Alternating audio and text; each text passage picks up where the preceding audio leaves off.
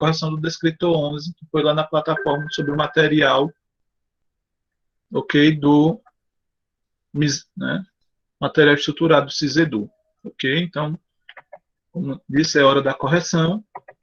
Aí, a primeira questão fazia referência, aliás, as questões normalmente fazem referência aí ao poema do Ferreira Goulart, escrito durante o regime militar no Brasil. Alguém se habilita a lê-lo?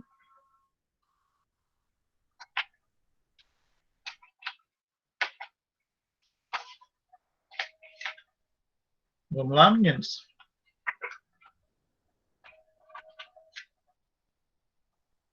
Ludmila, Letícia, vocês que estão com o livro na mão, que fica mais fácil. Quem tiver com o livro aí na página 23.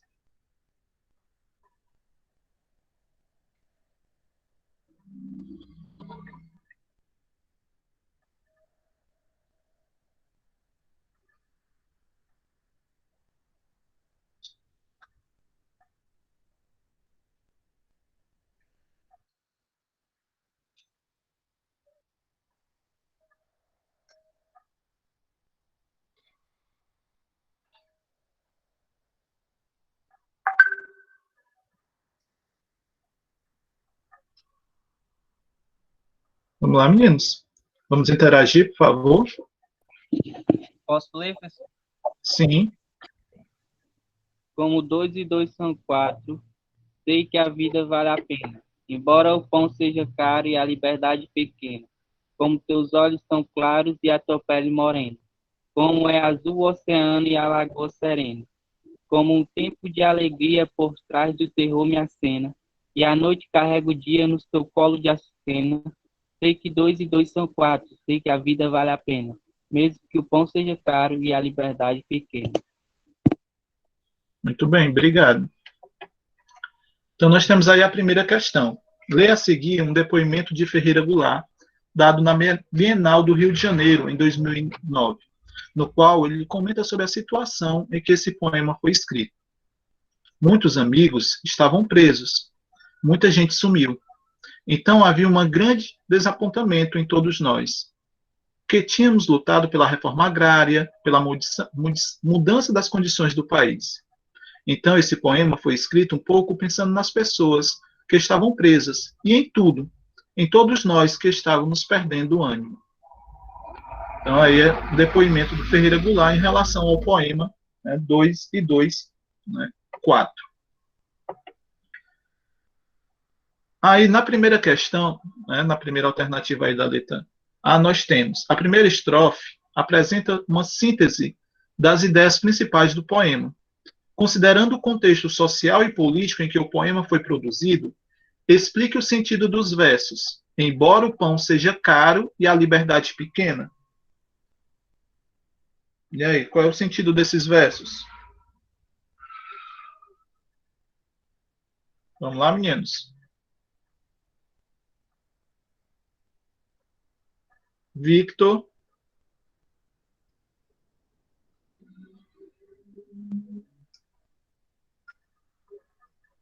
No seu ponto de vista, qual seria o sentido desses versos? Embora o pão seja caro e a liberdade pequena. Lembrando que isso tudo já representa uma síntese estrutural do poema.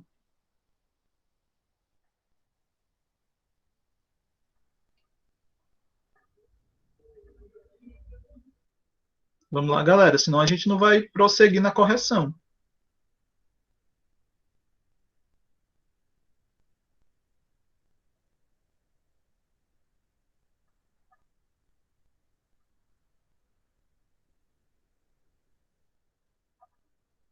E aí, Cíntia, no seu ponto de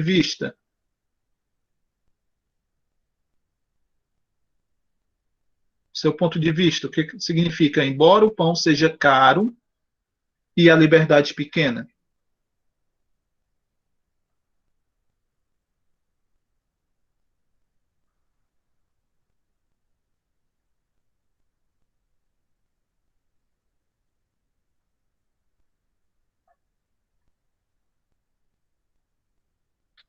Estou aguardando, galerinha. Como eu disse, a correção não tem como. Acho que o mundo tem tudo do bom e do melhor, mas as condições para a compra são poucas. Nesse ponto seria o ponto de vista do Victor. E aí, quem concorda mais com o Victor ou discorda, vamos lá? Dentro desse poema, embora o pão seja caro e a liberdade pequena, o Ciro colocou, a gente trabalha muito para se sustentar e acabamos ficando sem tempo para fazer o que gostamos. Né? Tem bem muito uma correlação. Mas lembrando, ó, vamos lá. Ó, a alternativa é: a primeira estrofe apresenta uma síntese das ideias principais do poema. Quais são as ideias principais do poema? Aí, considerando o contexto social e político em que o poema foi produzido, explica o sentido dos versos, embora o pão seja caro e a liberdade pequena. Nesse caso, por exemplo, Ciro, né, você coloca, né, o sustento ele acaba saindo caro, realmente. E você coloca que fica sem tempo. Mas esse tempo era permitido mediante a ditadura militar? Fazer o que você gostava, por exemplo, né, não teria uma interferência no período, né, dessa ditadura?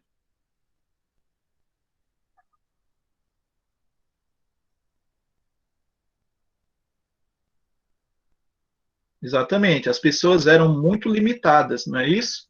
Então, a liberdade política, a liberdade social delas eram constrangidas mediante suas vontades. Se a gente colocou, né, embora o pão seja caro, é porque na época o contexto era de crise social por aspectos financeiros. Muito bem. Né? E a liberdade pequena era porque na ditadura onde se tinha uma forte repressão. Então você conseguiu concretizar a resposta, Cíntia. Muito bem. Parabéns. Então nós temos aí a letra B. Tendo em vista o momento característico popular, conclua. O que expressam os dois primeiros versos dessa estrofe? Ó, como 2 e 2 são 4. Sei que a vida vale a pena. Na letra B, o que é que, por exemplo, né, mediante as expressões do autor, os dois versos expressam o quê?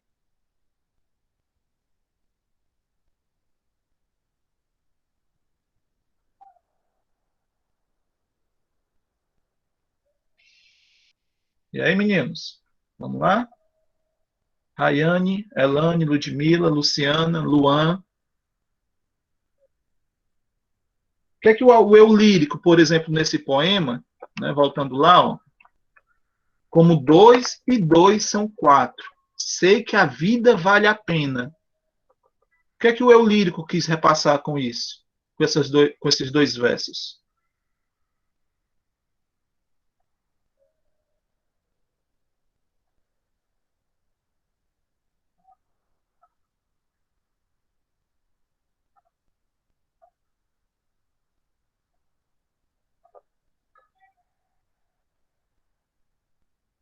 O que é que o eu lírico quis transmitir com essa afirmação, utilizando os dois primeiros versos? Que, embora estivesse passando por tempos difíceis, tinha esperança em dias melhores. Né? Exatamente, Letícia. Mas, acima de tudo, ó, vejam que não é só esperança, é como ele coloca quase uma certeza. 2 mais 2 são 4. Então, tão certo quanto isso, era certo, né? O desejo do eu, Fátima colocou o desejo do eu lírico de levar ânimos às pessoas à sua volta, mostrando uma visão positiva para o futuro com uma certeza. Exatamente isso. Né? Era como um cálculo matemático, né, Fátima? 2 e 2 são 4. Então, essa certeza de um futuro positivo, uma esperança pelos dias melhores, como colocou a Letícia e a Fátima aí, são as respostas para a letra B. E a letra C? Né, nós temos o depoimento do Goulart, né, que ele descreve aí. A quem ele se dirigia com seu poema, de acordo com o depoimento dele? A quem ele enviava o poema?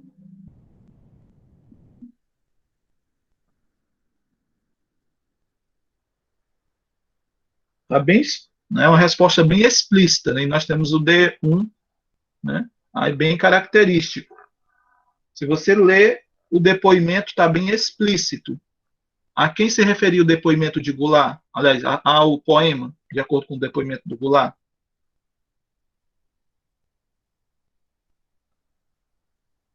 O poema foi escrito pensando nos amigos dele e em outras pessoas que foram presas lutando contra a ditadura militar. Muito bem, Vitória. Mas aí a gente ainda tem uma complementação no final. Vocês conseguiram visualizar?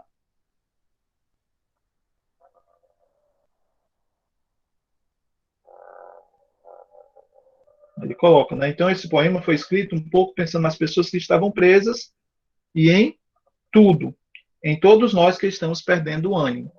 Então, foi sim feito, né, para os amigos dele, foram, né, para as pessoas que estavam presas, lutando contra a ditadura, mas também para todas as pessoas que estavam perdendo da sociedade, né? A sociedade em geral estava já desanimada, ficando, né, triste, né, perdendo as esperanças. Então, nesse aspecto, toda, né, a gente pode relatar que foi direcionado também a todas as pessoas que estavam perdendo a esperança, ou seja, a sociedade em geral, né, em um aspecto mais amplo.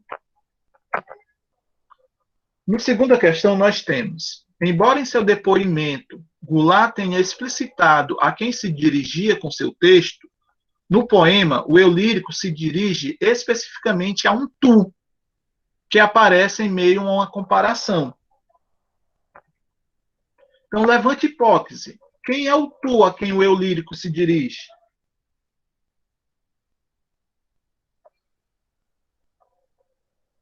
Né? Ao governo? Seria o governo, Thaís? A uma pessoa que estava desanimada com a situação a quem ele queria encorajar?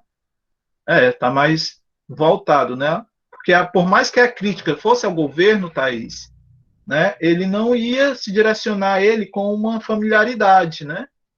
O tu aí, entre aspas, a gente consegue visualizar, ó, pelo quando ele utiliza, com teus olhos são como teus olhos são claros. Então o eu lírico estava falando especificamente com uma pessoa. Então ele estava, como a Fátima disse, uma pessoa que estava desanimada com a situação e ele a queria encorajar. Então o eu lírico estava falando com uma pessoa que era próxima a ele, né?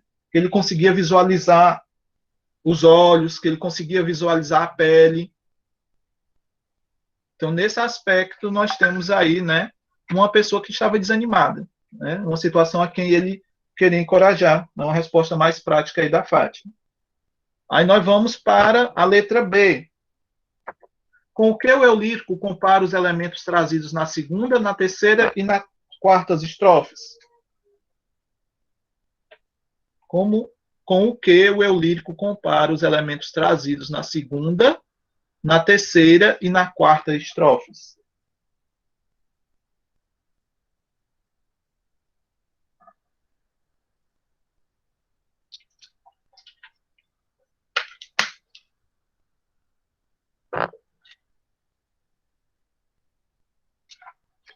Nós temos elementos aí, por exemplo, né, os olhos, a pele, né, o oceano, a lagoa, o tempo. Todos eles foram comparados a uma coisa inicial. A evidência. Vamos supor. Mas que evidência seria essa, Letícia?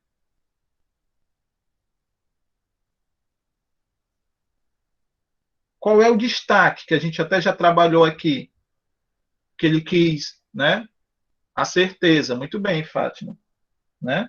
A certeza de que tudo passaria, de que tudo voltaria a melhorar, né? De que a vida, por exemplo, se a gente pegar aí um dos versos, todos esses versos vai fazer uma regência em cima daquele que a vida vale a pena. Então é essa a certeza que ele quer colocar, tá ok? Então que a vida vale a pena. Então é essa certeza que o eu lírico faz todos esses paralelos. Então ele utiliza de comparações, né? Como ele utiliza o como, nós temos aí comparações a todos esses aspectos. Na terceira questão, nós temos, no poema em estudo, o eu lírico faz uma queixa em relação à situação vivida naquele momento. Por que essa queixa é possível considerar que a postura do eu lírico é pessimista? Aliás, por essa queixa é possível considerar que a postura do eu lírico é pessimista? Sim ou não?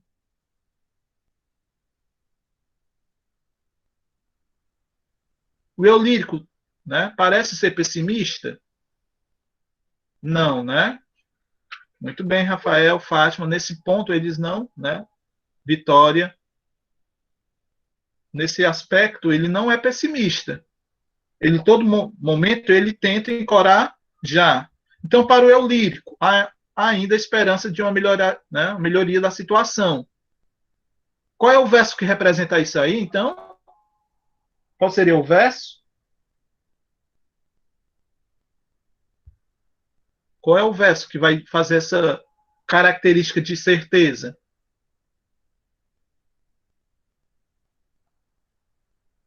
Né? Aqui pede, por exemplo, que a gente sei que a vida vale a pena. Né? Então, para o eu lírico, há ainda sim esperança, uma melhoria de situação. E o verso mais marcante aí, que resume tudo isso, como eu tinha colocado, e a Fátima colocou agora, é sei que a vida vale a pena. Aí, a quarta questão pede para vocês relerem a primeira e a penúltimas estrofes. Sei que a vida vale a pena. Então, nós temos aí, né, na quarta, reler a primeira e a penúltimas estrofes. Então, nós temos aí, né, na primeira, com 2 e 2 são 4, sei que a vida vale a pena, embora o pão seja caro e a liberdade pequena. E as penúltimas estrofes, né, nós teríamos também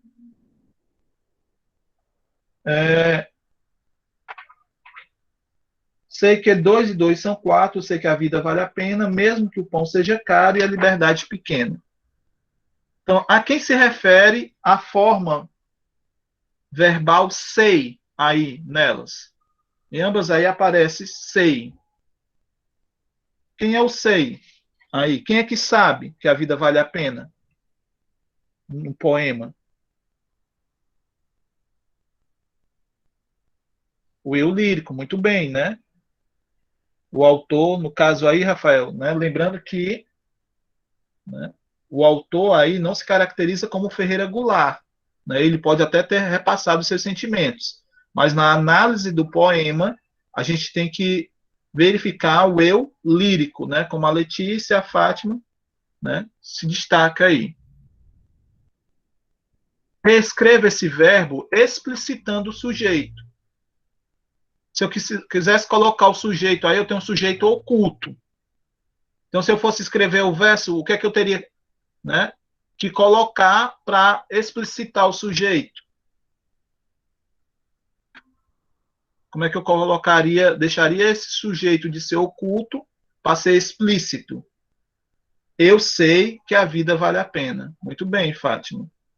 Então, eu sei. Então, no caso aí, eu ia ter que dar ênfase ao pronome da primeira pessoa aí, né, do singular, o eu. Então, eu sei que a vida vale a pena. Eu deixaria de ter um sujeito oculto para ter um sujeito simples. Se o lírico escrevesse em nome de um coletivo, incluindo-se nessa ideia de coletividade, identifique entre as construções a seguir a mais adequada de acordo com a norma padrão. Aí depois você vai justificar a sua escolha.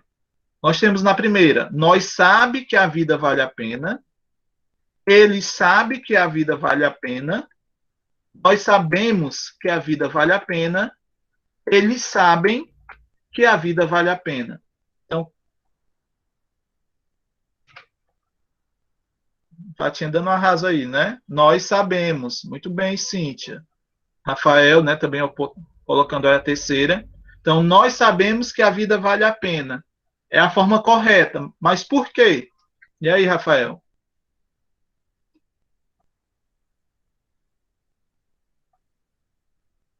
O eu lírico se incluiu na coletividade. Nós tivemos o nós. Mas só o nós né? Porque ele se inclui, né? Muito bem. E a questão verbal? Vamos lá para a concordância verbal. Por que é que o verbo teve que mudar?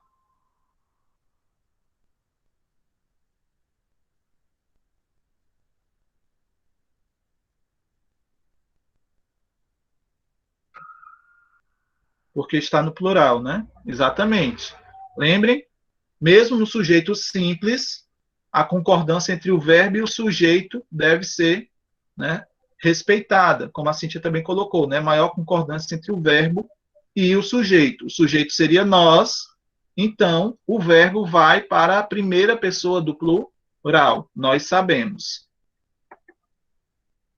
Estão arrasando hoje. No segundo verso da segunda estrofe e da terceira estrofe, há uma elipse do verbo, isto é, ele foi omitido. E a tua pele morena e a lagoa serena. Então, nesses dois versos aí, né, tanto na segunda e na terceira estrofe, né, no segundo verso deles, nós tivemos um verbo que foi oculto, foi ocultado. Nós tivemos uma elipse, né, ou seja, ele foi omitido. Se eu fosse, né, no caso aí, vocês reescrevendo ele para deixar o verbo explícito, de acordo com a forma padrão, como é que ficaria?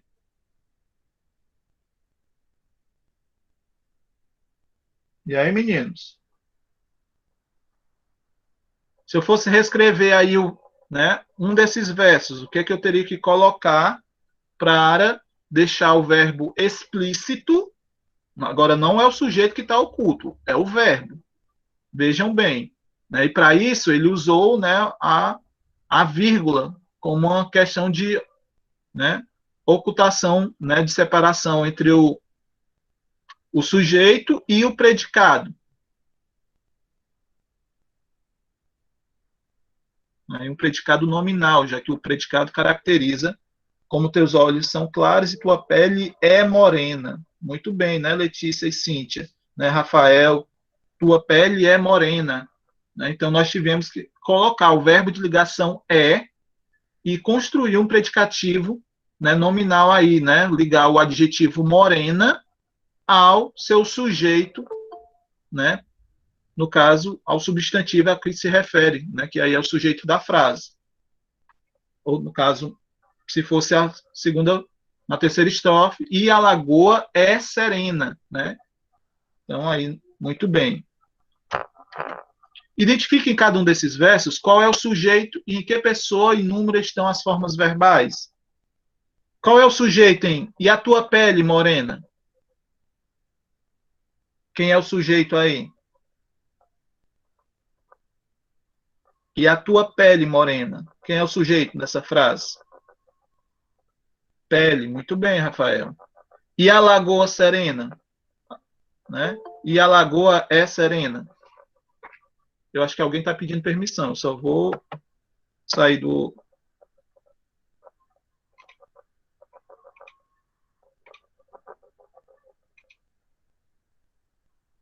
Pronto. Seja bem-vindo, Vanvan. Né, senhor Vander Carlos? Já perdeu ainda algumas coisinhas, mas dá para a gente. E aí, meninos? Né? Lagoa. Né? Achamos o sujeito. Esse sujeito está em qual, né, pessoa e número? Já que ele é que vai fazer com que o verbo seja conjugado. Qual é a pessoa, se é primeira, segunda ou terceira, e qual é o número? Terceira pessoa do singular. Muito bem, Fátima, né? Minha está afiada hoje, né? Então, nós vamos aí para a próxima. Nós vamos ter que reler aí na sexta questão alguns trechos. 2 e 2 são 4. Teus olhos são claros. É azul o oceano. A noite carrega o dia.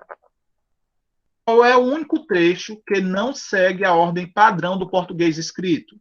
Ou seja, qual é o único texto aí, o 1, o 2, o 3 ou o 4, que nós não vamos ter? Sujeito, verbo e complemento. Nós tivemos uma inversão aí de elementos. Qual dos 4 trechos aí nós tivemos uma inversão? No terceiro. Muito bem, Letícia. Então, se eu fosse colocar essa frase na ordem padrão, como é que ela ficaria?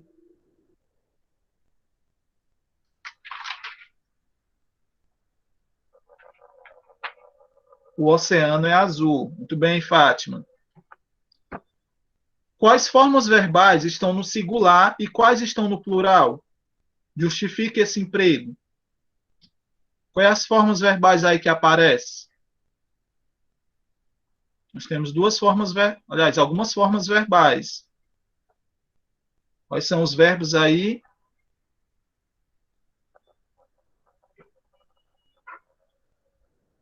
Por exemplo, quais são os verbos que estão no singular? Vamos iniciar primeiro. Dessas 4 frases, quais são os verbos que estão no singular?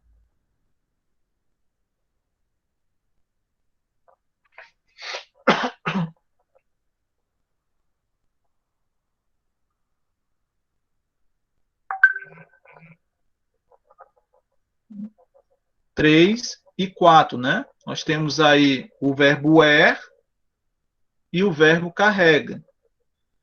Então, nesse caso, por que elas estão no singular?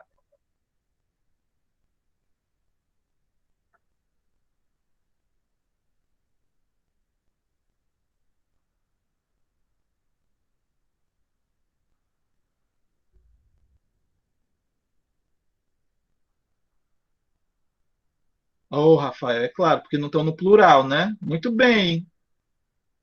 Mas porque o sujeito encontra-se no singular, Gaiato. Porque se eu colocasse as noites, por mais que eu tivesse somente um núcleo, eu teria um núcleo no plural. Então, as noites carregam o dia. Os oceanos são azuis. Então, como o sujeito, além de ser um sujeito simples, é o sujeito que está, né, no singular, o verbo nesse ponto, tá bom, meninos? Fica no singular. Já na frase aqui, ó, se vocês verificarem, 2 e 2. Ok? Aqui nessa frase, além do 2 ser um numeral que indica quantidade do plural, nós temos 2 núcleos, 2 e 2. Então, nesse sentido, o verbo são está no plural, concordando com os 2 núcleos do sujeito. Já na segunda frase, eu tenho somente um núcleo, teus olhos. É o sujeito, o núcleo é a palavra olhos.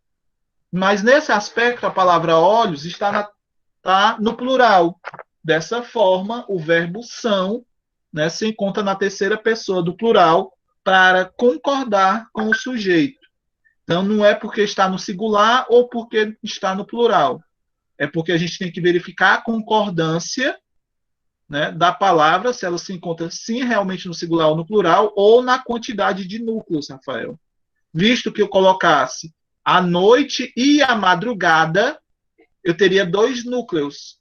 E nesse caso, o verbo carregar teria que ficar carregam. Então, por mais que os núcleos estivessem no singular, a partir do momento que eu acrescento um novo núcleo, o verbo, no sujeito composto, deve concordar pela quantidade de núcleos, ou numa transposição, né, quando coloca-se o verbo antes deles, né, concorda com o mais próximo. Lembram da explicação da aula passada? Na letra D, pede para vocês reescreverem segundo a norma padrão, substituindo. Se eu colocasse 2 e 2 no lugar dele, eu colocasse essa soma, como é que ficaria?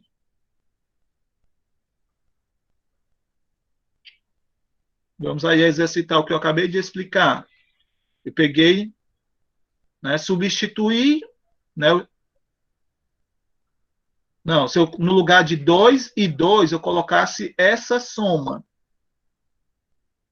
No lugar do sujeito 2 e 2, eu tirei esse sujeito e botei o sujeito essa soma. Como é que ficaria?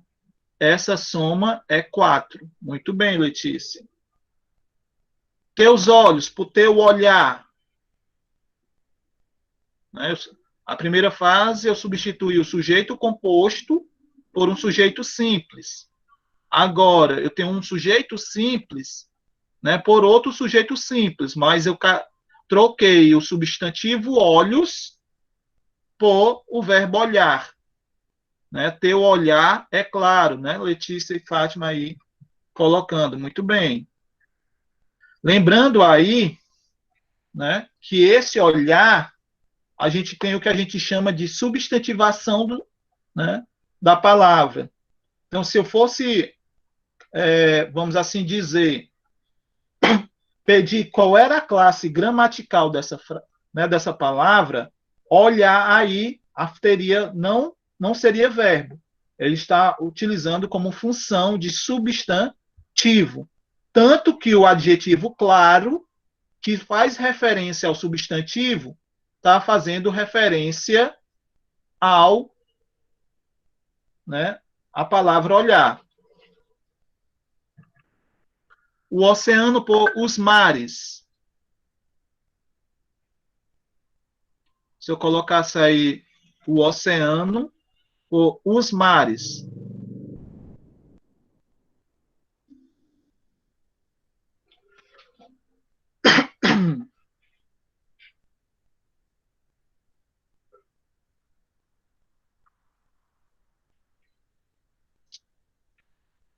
Os azuis, os mares.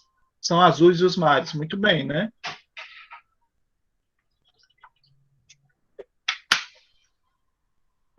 E, por último, a noite por os luares.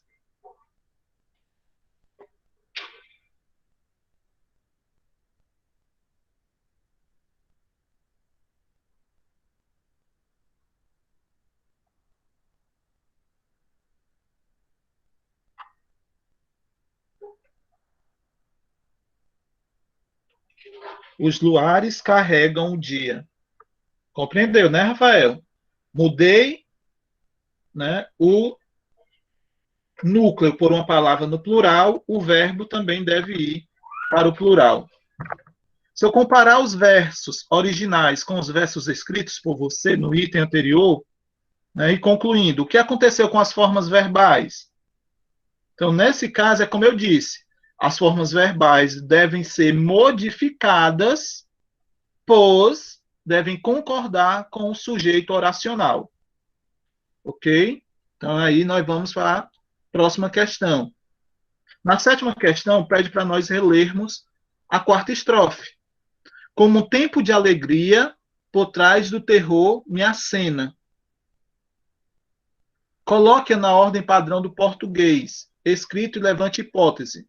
Por que o poeta não escreveu o verso nessa ordem? Então, a gente não, da mesma forma que a gente teve na frase, né? Como é azul o oceano, ou seja, nós tivemos uma inversão de ordens aí, nós também tivemos uma inversão de ordem nesses dois versos. Se eu quisesse colocar na ordem esses dois versos, como é que ficaria?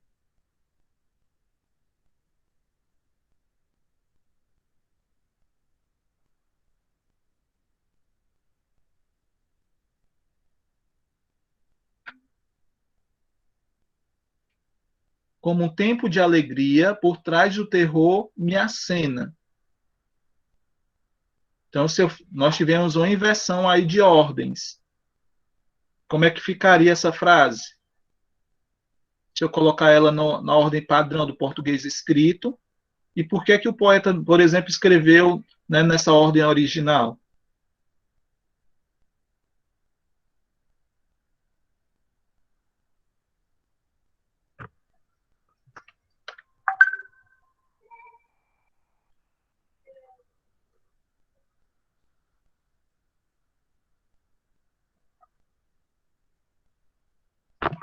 Deixa de ser preguiçoso só porque a frase é grande, Rafael. Né? Não precisa escrever, falem. Né? Não, né? Deixem eu pelo menos escutar as vozes de vocês. Como um tempo de alegria, que me acena por detrás do terror. Muito bem, Letícia. Agora, a gente não precisaria, por exemplo, colocar o pronome relativo que na frase, não, tá bom? Até mesmo porque o tempo de alegria, né, já dando respostas aí para a próxima referência, a gente vai ver que, né, aí, ó, a que ou a quem se refere a forma verbal acena, nesse caso aí? Vamos lá responder a letra B, eu já ia dar a resposta. Aí eu já explico por que não precisaria do que. Quem é o sujeito do verbo acena? Quem é que está acenando para o eu lírico? A alegria, né? A alegria, Rafael, Letícia, quem mais?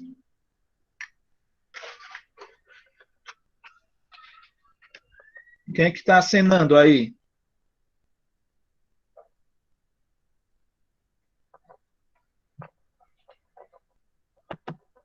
Eu vou tirar só da tela cheia, só para me ajudar você. A Thaís colocou o terror, né?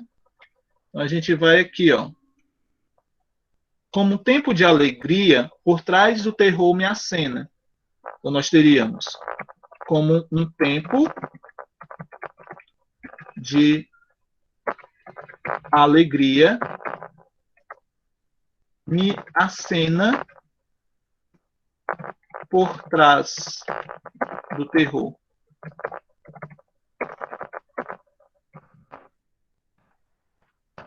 Lembrando que a letra A aí, tempo de alegria, Bené. É o tempo de alegria, Rafael. Mas agora o Bené, não sei por que foi, né? Depois vocês vão me explicar. Se você colocar, nós temos o verbo acena. Ok? Esse verbo, ele vai fazer referência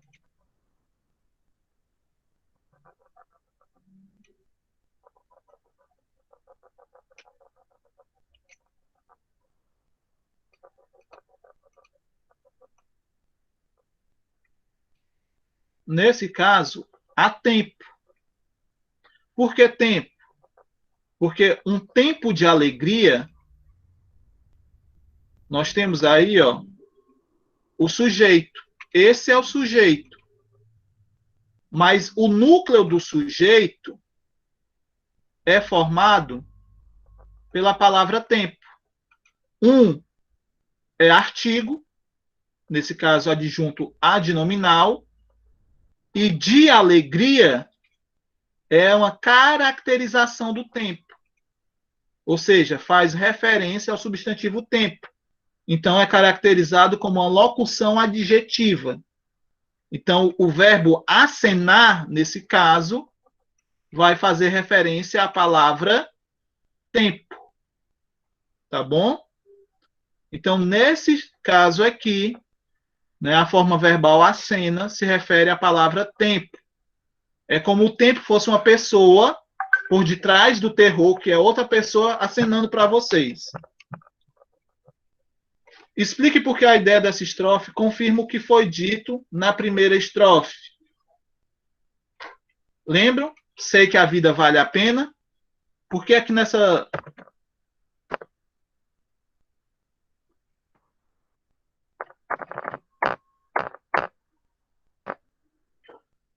Por que essa ideia aí confirma a ideia da primeira estrofe?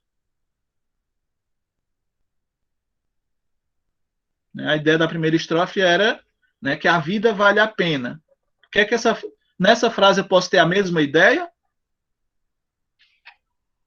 Eu posso ter, né, o que nessa frase que me retrata isso?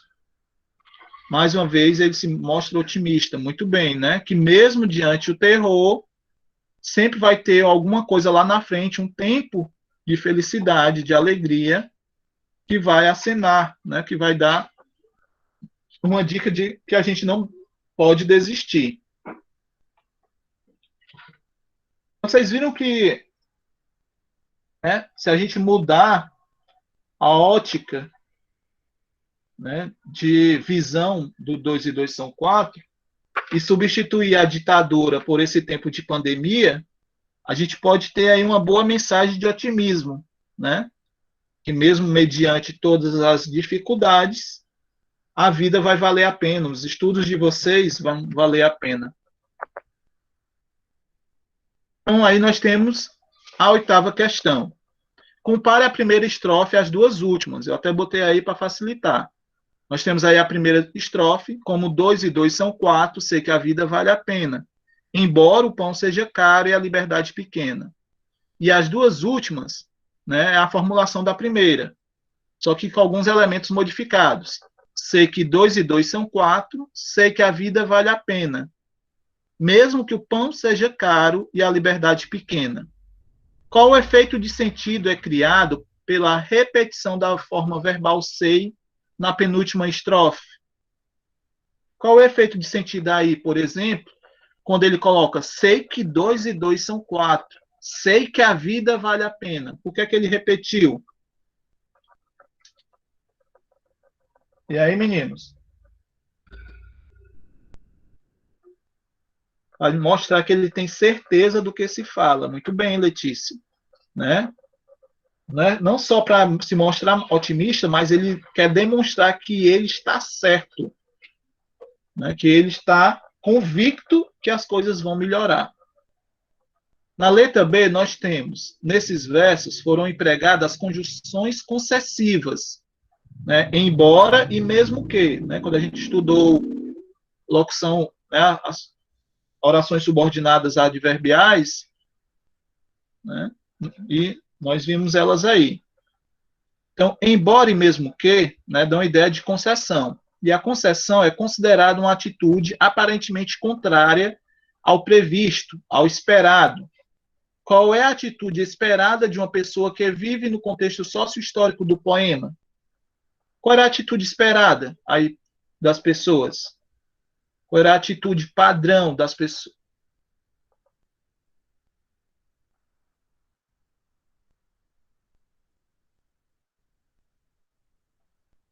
Que ela não tivesse esperança, né? Que elas não se manifestassem. Muito bem, Thaís, muito bem, Rafael. Então, mediante tudo isso, é esperado que uma pessoa que esteja nessas condições realmente não se manifeste. Né? Que elas vivem um contexto na qual, né, aí ela está sem liberdade, está sem condições financeiras, que elas perdessem as esperanças. Mas aí nós temos aí um eu lírico bem otimista e bem animador, né? Além de otimista, ele faz tudo isso para animar a sociedade em geral. E aí, meninos, alguma dúvida nesses aspectos desse exercício?